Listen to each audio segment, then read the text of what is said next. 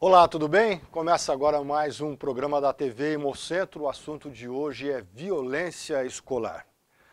Para entrevistar o professor Sérgio Codato, de quem eu vou falar daqui a pouco, eu fiz uma pesquisa, como todo mundo faz, uma pesquisa na internet, para saber como é que está o tema na rede mundial dos computadores. E algumas manchetes de jornais.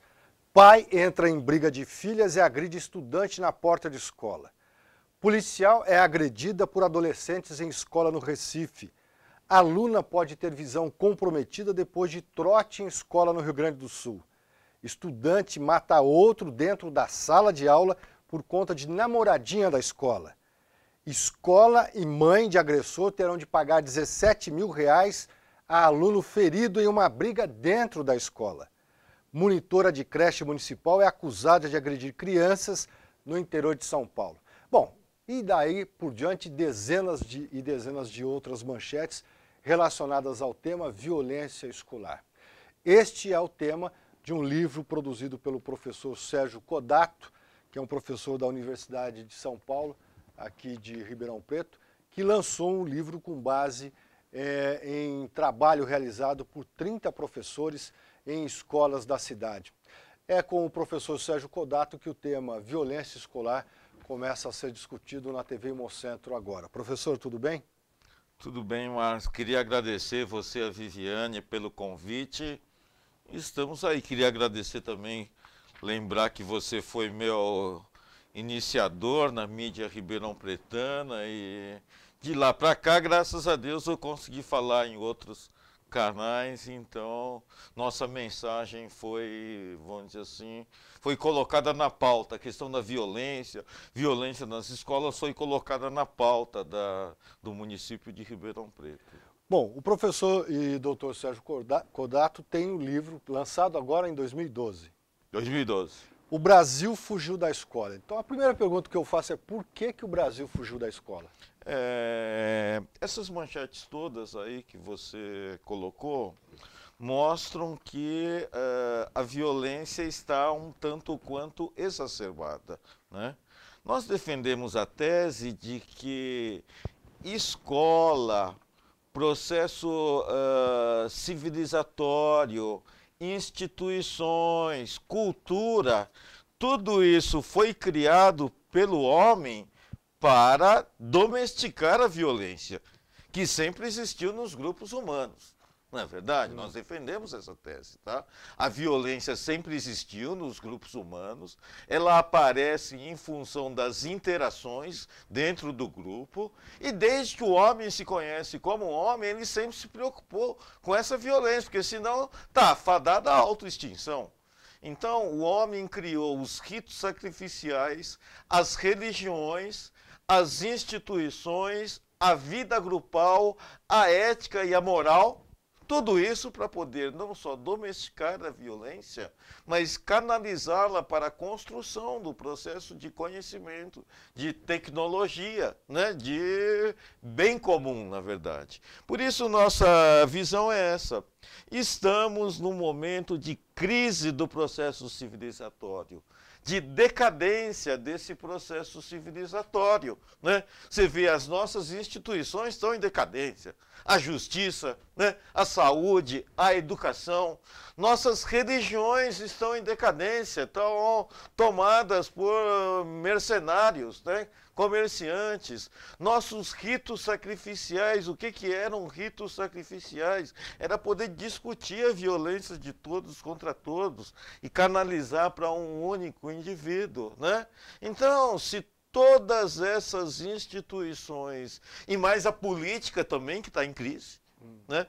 Se tudo isso está em crise, e tudo isso foi construído para domesticar a violência, então é natural que haja uma exacerbação da violência, atingindo principalmente o suprassumo do processo civilizatório, que são as escolas. Onde é que já se viu aluno agredir professor? Não é verdade? E na época que a gente estava na escola, isso era uma barbárie. Era. Né? Expulsão na certa, né? Ué? Expulsão na certa. Então.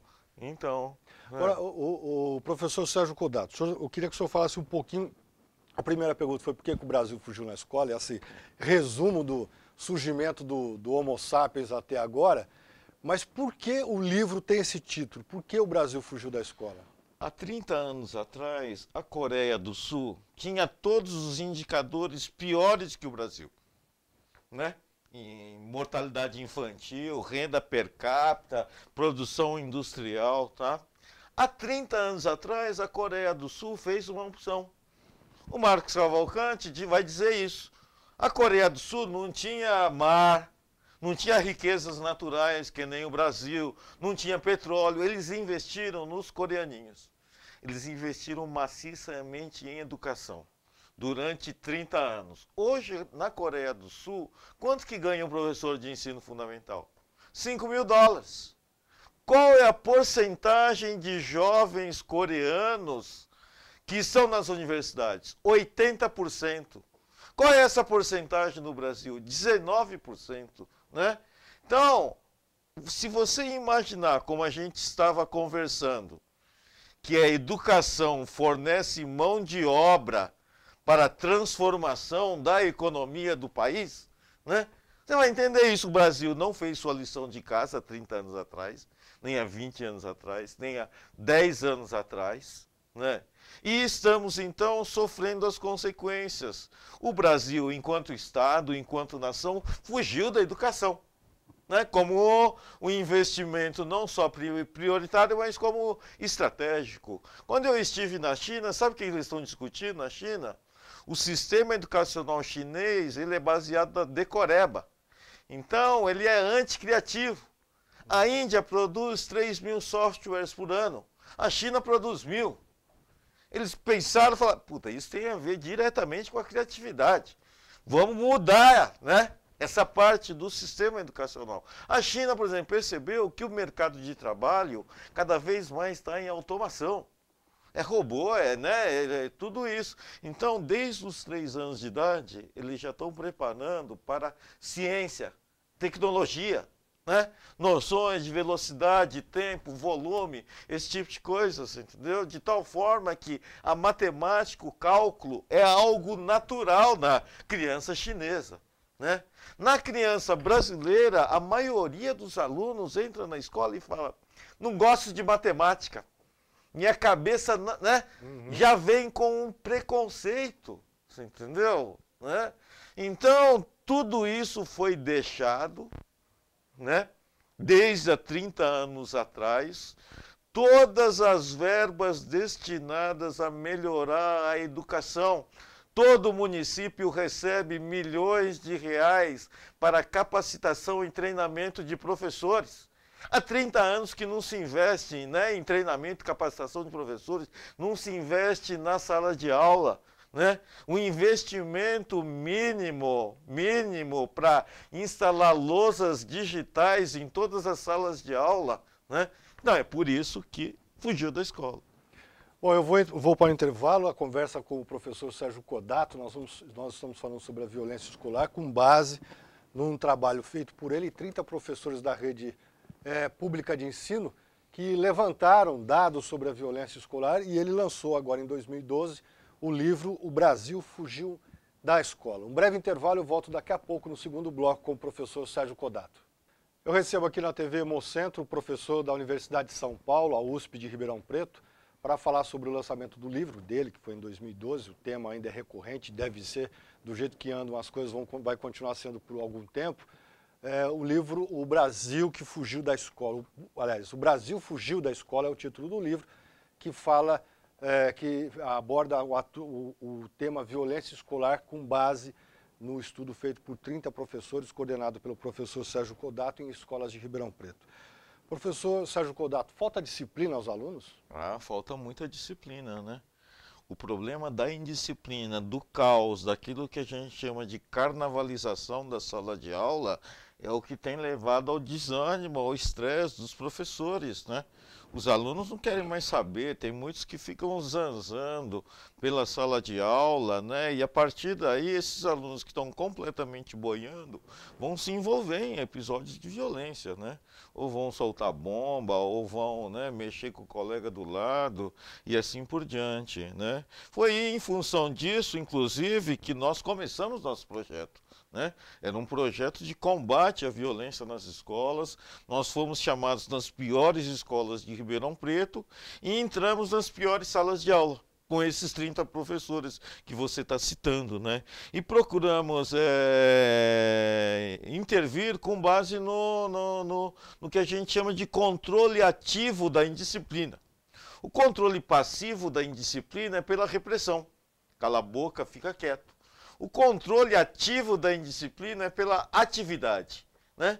Então, nós entramos em salas de aulas e desenvolvemos oficinas de criação, expressão, oficinas de ciência, oficinas de fotografia, né? Onde você coloca os alunos para desenhar, né? Para interagir em grupos, entendeu? Para produzir uma dramatização. Essa dramatização era filmada, né? Nós levamos filmadora para dentro de sala de aula, de tal forma a colocar os alunos consideráveis imprestáveis para produzir alguma coisa. E por que isso é importante? Quando o imprestável produz alguma coisa e você elogia, isso melhora a autoestima do indivíduo, melhora a sua autoimagem, né? E, consequentemente, ameniza aquele tom provocador deles. Porque tem muitos que não aprenderam nem a escrever o nome. E a escola não está nem aí com esses indivíduos. Então, eles se sentem meio, vamos dizer assim, sacaneados, né? Nós só percebemos isso nas escolas onde existe investimento em tecnologia, você conquista a opinião de pais e alunos. Estão investindo no nosso futuro. Quando você deixa a escola sem investimentos, a mensagem que eles recebem é sacanagem. Tudo está melhorando, em tudo quanto é lugar existe investimento, só nessa escola para o meu filho que não, né? Então começamos a questionar isso no controle ativo da indisciplina. O que encantou nossos filhos com o conhecimento nos últimos 10 anos? Não foi o conhecimento advindo da tecnologia, da era virtual, do celular, né? Então nós pensamos isso, isso seria uma estratégia para reencantar os alunos, né, desencantados. Então levamos projetor multimídia para dentro de sala de aula, botamos alunos para eles mesmos filmarem, né? Quer dizer, um ensino da escola nova, entendeu? Um ensino baseado na discussão em grupo, né? Portanto, mais democrático, e o ensino voltado para o que a gente chama de oficina de expressão e criação. Bom, o programa é de 2005 a 2009. 2005 a 2009. Terminou em 2009. Não terminou em 2009. Terminou o relatório dos 30 professores envolvidos, aí nós pegamos os relatórios e escrevemos o livro, né? E como é que está hoje? Nós estamos em 2013, como é que está de 2009 para 2013? E a partir de 2010, então, com os resultados das pesquisas, nós multiplicamos nossos contatos com professores de escolas públicas e particulares da região inteira, né? Eu já ministrei palestra em todas as cidades praticamente aqui da região, em muitas escolas de Ribeirão Preto, né? E começamos a defender essa proposta que chamamos de brinquedoteca terapêutica e comunitária, que estamos implantando uma em Monte Alto. O que é uma brinquedoteca comunitária e terapêutica? É uma biblioteca de brinquedos e jogos, que você vai mandar um brinquedo para a mãe ou pai que violenta ou agride seu filho. Nós percebemos isso, entendeu? A porta de entrada da delinquência juvenil. Então, para isso, como é que vai funcionar esse programa? Esse programa é o seguinte: na escola ou na creche, você compra uma quantidade de brinquedos, outros fabricantes de brinquedos doam, outras são construídos com sucatas. Então imagina que você tem uma biblioteca de brinquedos, de jogos, de CDs e DVDs, e você vai chamar a mãe que está agredindo o seu filho e falar, é o seguinte, mãe e pai que agride o filho, no mínimo é ignorante e está criando um delinquente dentro de casa que no futuro se vai voltar contra. Você topa enfrentar essa questão comigo? Topa. Então você vai levar esse brinquedo aqui, e nos momentos de folga você vai brincar com o moleque, Você entendeu? Você vai se comprometer comigo a brincar com o moleque, né? O professor é orientado a prescrever o brinquedo. Isso já começou, vai começar? Isso já começou em alguns lugares, né? Então aí o que se percebeu? Né? Imagina que um pai que bate no filho, ó, vai levar para ler o Patinho Feio com o menino no final de semana. E vai vir semana que vem e aqui. Qual é a resposta, Sérgio, do pai e da mãe? A resposta do pai e da mãe é o seguinte: a violência contra o filho está baseada num estereótipo. Você é burro. Você é né, um zero à esquerda. Na hora que o zero à esquerda começa a ensinar para o pai como é que se joga aquele jogo, nós percebemos que muda o olhar do pai sobre o imprestável. Porra, não é tão imprestável assim, caramba. Imprestável sou eu, né? É verdade, entendeu? Né? O que nós conseguimos aí? Porque você tem que resgatar o olhar de encanto do pai e da mãe pela criança, né? E para isso você tem que colocar o imprestável numa situação ativa, onde ele está demonstrando saber e conhecimento, digamos assim. Você entendeu? Né? Ô Sérgio, interessante esse programa, esse projeto que você está falando, e obviamente pode significar um ponto final na violência dentro de casa, que pode refletir nessa criança não violenta dentro da sala de aula. Agora, nesse estudo que você fez, junto com os outros 30 professores, quais os motivos da violência? Porque você fala que não pode olhar a violência de maneira holística. Não adianta querer pegar 200 motivos para explicar a violência. Então, quais são esses motivos da violência, pelo menos nessas escolas estudadas? Bom, Hannah Arendt, né, que estudou muito a questão do autoritarismo e tudo mais, vai dizer isso. Violência tem a ver com impotência. Indivíduos impotentes recorrem à violência, né? Alunos impotentes diante do conhecimento. Não sabem nem escrever o nome, né? Então, como uma forma de darem sentido à permanência deles na escola, vão recorrer à violência. Professores impotentes, não conseguem dar aula, não conseguem produzir conhecimento. Esses daí, então, vão produzir violência em cima dos seus alunos, né? E vai vir uma violência reativa, então.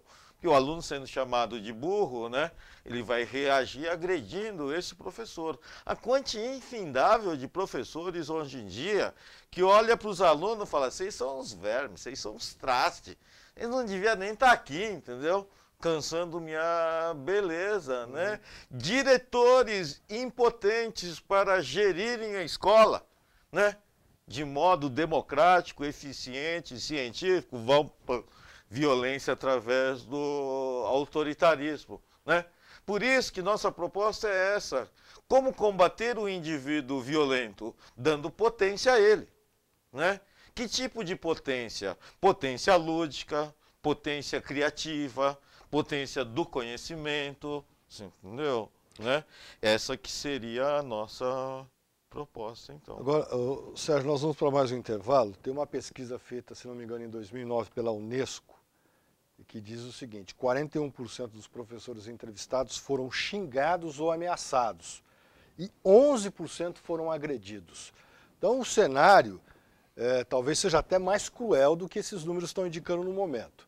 Então, como é que o Estado, já que o professor Sérgio Kodato ele é um indivíduo que trabalhou com outros indivíduos, ele não tem a política educacional nas mãos, mas como é que então o Estado, o município e a federação podem trabalhar para mudar esse quadro?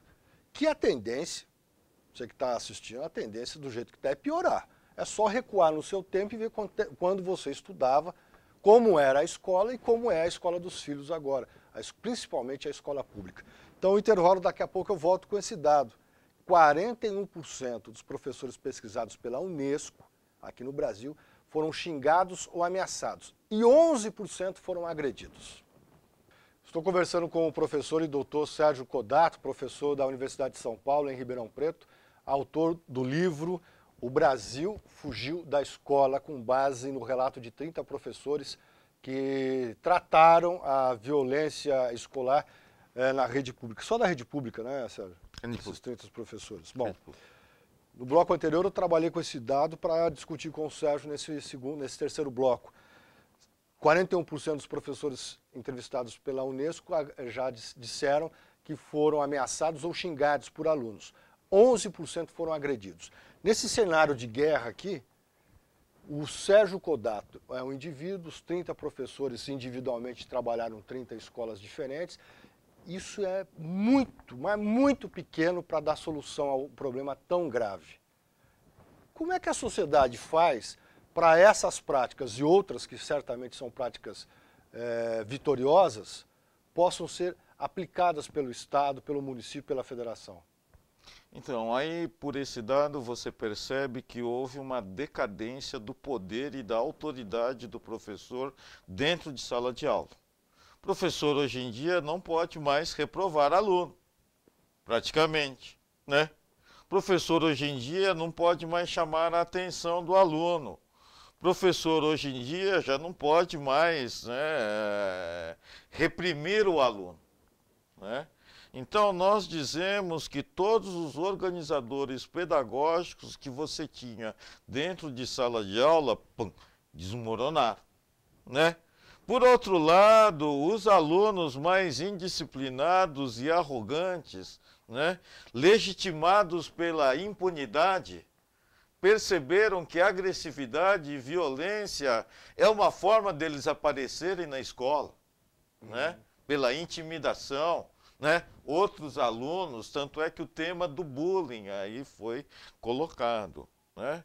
Por outro lado também, o professor é violentamente agredido por causa disso, ele não está oferecendo o conhecimento. Escola é o lugar de um contrato, né? Eu recebo alunos que querem aprender e eu tenho que oferecer o meu serviço, que é o ensino, o conhecimento. Muitos professores, ou por incompetência, ou despreparo, ou por má vontade, não estão oferecendo. Tanto é que você pode ir nas escolas e ver que os professores que dão boas aulas, né, são queridos pelos alunos, são venerados até hoje, entendeu? Quais são esses que são agredidos? São aqueles que os alunos acham que não estão oferecendo o serviço adequado. Você acha que tem essa relação mesmo? Tem essa. Quer dizer, o professor que dá boa aula, ele está preservado dessa violência? Tem essa relação, tanto é que o nosso mantra era esse: para combater violência nas escolas, você tem que começar com uma boa aula. Antes de mais nada, a boa aula é que vai, né, organizar a sala de aula, vai chamar os alunos para o conhecimento, assim, entendeu? Agora, você pode ver até mesmo na universidade, quando a aula é ruim, o povo começa a conversar, começa a sair de sala, né? O professor começa a ficar irritado, esse tipo de coisa. Por isso que nós estamos defendendo, junto à Câmara dos Vereadores, né, uma lei que diria o seguinte: olha, toda sala de aula no município de Ribeirão Preto, para ser chamada de sala de aula, teria que ter uma lousa digital, ou um projetor multimídia com um notebook, entendeu? Porque já não é mais possível, né? Você tem que ter aquilo que chamamos de implementos de poder do professor. Se o poder do cara está decaído, né, eu tenho que encostar a tecnologia do lado dele. Não podemos negar que a internet, né, melhorou em muito nossa inteligência. Nossa capacidade de armazenamento não está só no nosso cérebro, está na rede agora, né? Nossa capacidade de lidar com informações não está na nossa cabeça, está na rede. Hoje em dia, na universidade, você dá aula conectado na internet, qualquer, né, pergunta que o aluno faz. Agora, Sérgio, então, as políticas públicas teriam que estar voltadas para isso, né? Então, dentro dessa política pública, então, você fez o trabalho, vai de 2005 a 2009. Então, um aluno com 12 anos, em 2009, mais 6, ele está com 18. Já entrou no mercado, muitos já entraram no mercado de trabalho. Mas esses professores aqui de 2005 e 2009, eles foram alunos na década de 90 e já começaram a pegar essa fase, acho que até já a partir da década de 70, muitos falam que começa a decadência do ensino público, né? Então ele já pegou um ensino decadente, eu já peguei um ensino decadente, você já pegou na escola pública um ensino decadente. Então, são professores com conhecimento decadente. Como é que se faz para atualizar esses professores? Porque se ele não tem capacidade de dar aula, às vezes não tem capacidade, não é porque ele é ruim, é porque ele não sabe dar aula. Além disso, nosso projeto era para o professor de escola pública desenvolver uma pesquisa científica. Nós fomos perceber que os professores de escolas públicas não sabem muito bem, hein? O que é ciência, o que é método científico e o que é raciocínio científico. Como é que o cara dá aula de química, física e não sabe a essência do método científico, né? Então, pensa bem, Marcos, esse professor que não domina o método e o raciocínio científico, como é que ele vai interpretar a violência? Ele vai interpretar de uma forma pré-científica. Ele vai atribuir ou uma entidade externa, né, um demônio, alguma coisa assim, ou o tráfico de drogas que entrou dentro da escola, assim, entendeu? Ele não está vendo que a violência tem a ver diretamente ali, com a forma como a escola está sendo gerida, como é que está sendo conduzido a relação dele com os alunos, você entendeu? Ele prefere atribuir tudo a de fora. Por isso que você disse que o problema não é, outra coisa que não seja a gestão escolar. Gestão escolar. Gestão escolar, gestão da infraestrutura, né? Nós percebemos que existem escolas onde o diretor é presente. Ele vai em todas as salas de aula todo dia. Oi, pessoal, como é que tá? Não sei o quê, paraná. Tem escolas que o diretor praticamente não aparece na escola. Então, o que acontece com isso? O diretor ausente vai levar o professor ausente dentro de sala de aula, né? Já que ninguém resolve, eu também não vou ficar esquentando, entendeu? E se não há cobrança, se passa ou se não passa... É um jogo do Deus dará. Como diz o Vampeta, no Flamengo ele fingia que jogava porque fingia que pagava, né? Então, nas escolas onde o diretor é presente, mais do que isso, o diretor tem que organizar eventos coletivos que envolvam a escola como um todo, né? Você tem que ter essa noção de que a escola é uma equipe. É isso que você está falando.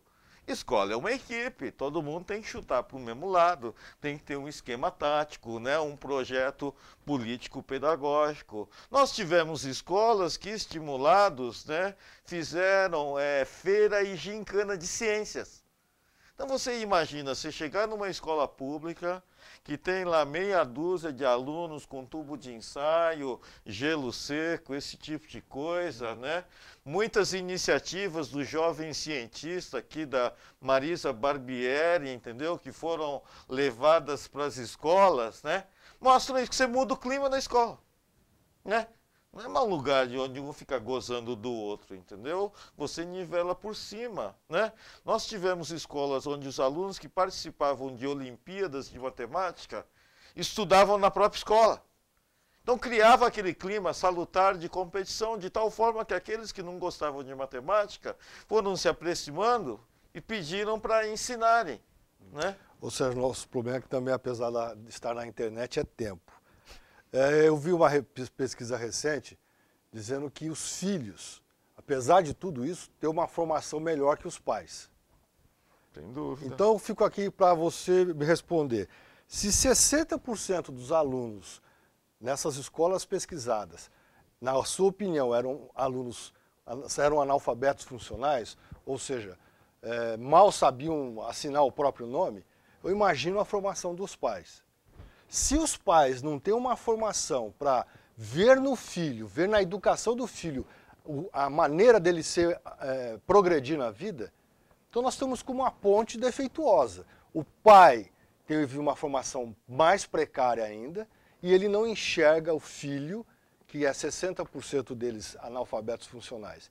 Quem é que tem que fazer, a obrigação de quem é costurar essa deficiência da família e enxergar a educação como prioridade? Bom, é nossa, né? Os agentes sociais, tá? Eles têm, entre aspas, né, a obrigação, a função social de chamar o pai, né? Nós temos que comunicar esse pai, pelo menos, ó. O pai, é o seguinte, ó, o seu filho está nessa situação em termos de aprendizagem, se ele tivesse uma força em casa. As pesquisas indicam que pais que dão uma força em casa, que fazem lição com o filho, esse tipo de coisa, os meninos melhorem muito. Então, o senhor tem essas duas opções. Continua batendo no seu filho, judiando e olhando para ele desse jeito, ou você pode se ajudar a ajudar ele, entendeu? Através disso, né? Nós temos que dizer a eles isso. Se eles vão mudar ou não, não importa, entendeu? Mas nós temos que vincular. Por quê? Porque é isso que estamos discutindo no livro. Se perdeu o sentido do que é escola.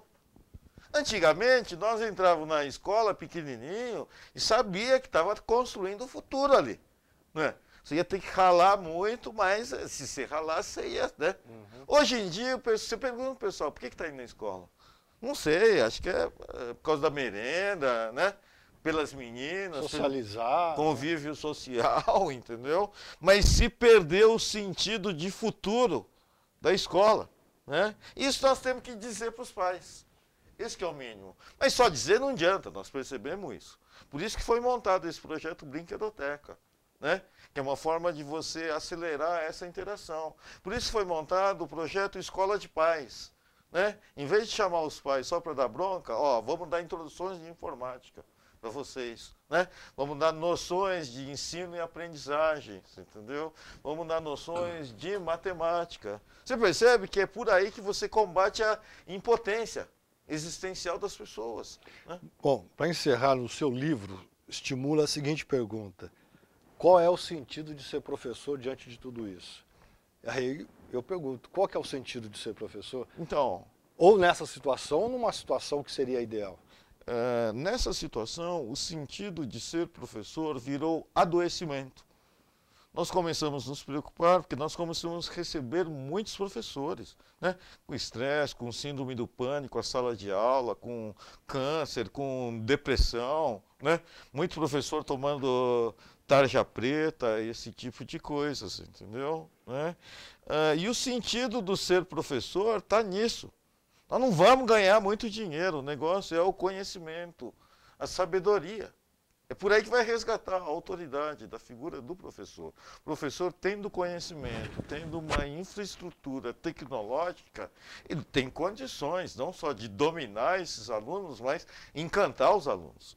O sentido de ser professor é uma parceria com o aluno, não essa oposição que está havendo aí, né? Bom, no sentido mais geral da sociedade, eu posso dizer que, mesmo que o Brasil tenha fugido da escola, graças a Deus que as condições históricas do país estão apontando para uma necessidade de transformação educacional. A transformação educacional não se dá pela vontade das pessoas, não é pela vontade da elite, não é nada disso. A transformação vai se dar pelo modo de produção. Você está vendo aí que o Brasil já está se ressentindo em termos de produção industrial, de competição, de mercado de trabalho, de crescimento no PIB, já está se ressentindo de uma educação melhor, né? De uma educação inovadora. É muito desperdício, né, que nós praticamos nesse sistema educacional, entendeu? Então o modo de produção, é a sociedade, é a economia do país que está exigindo uma transformação. E é por isso que nós acreditamos que, né, nós estamos no sentido certo aí, historicamente colocando. Bom, ok, eu agradeço aqui a participação aqui na TV Hemocentro do professor Sérgio Kodato, autor do livro O Brasil Fugiu da Escola, um relato de 30 professores da rede pública que narra a violência nessas escolas e soluções que eles encontraram junto com o professor Sérgio Kodato para terminar com essa violência e estimular a participação do aluno e o crescimento deles, inclusive na área profissional, porque talvez seja essa a razão mesmo. Se não for a produção exigir uma mudança de comportamento educacional, provavelmente nós vamos continuar do jeito que está. Como os governos querem, obviamente, a competição é que forma os governos, ninguém vai querer perder para a China ou para a Coreia. Talvez demore um pouquinho mais, mas o Brasil vai chegar lá, né? Talvez ainda está vivo, nós estaremos vivos. Na verdade, o Miguel Nicoleles, né, ele mostra isso, que nós podemos criar uma revolução em 30 anos. Basta você acoplar centros de pesquisa e universidades a ensino de primeiro e segundo grau, creches e maternidades. Porque hoje em dia está tudo solto. A universidade não tem nada a ver com as creches, né? Aliás, esse é um bom assunto para depois, o papel da universidade nessa crise. Exatamente. Bom, obrigado pela sua participação aqui na TV Hemocentro, obrigado ao professor Sérgio Kodato. Se você se interessou pelo assunto, O Brasil Fugiu da Escola, um livro do professor lançado em 2012, que trata a violência escolar e soluções para elas. Muito obrigado, até o próximo programa, até a TV Hemocentro.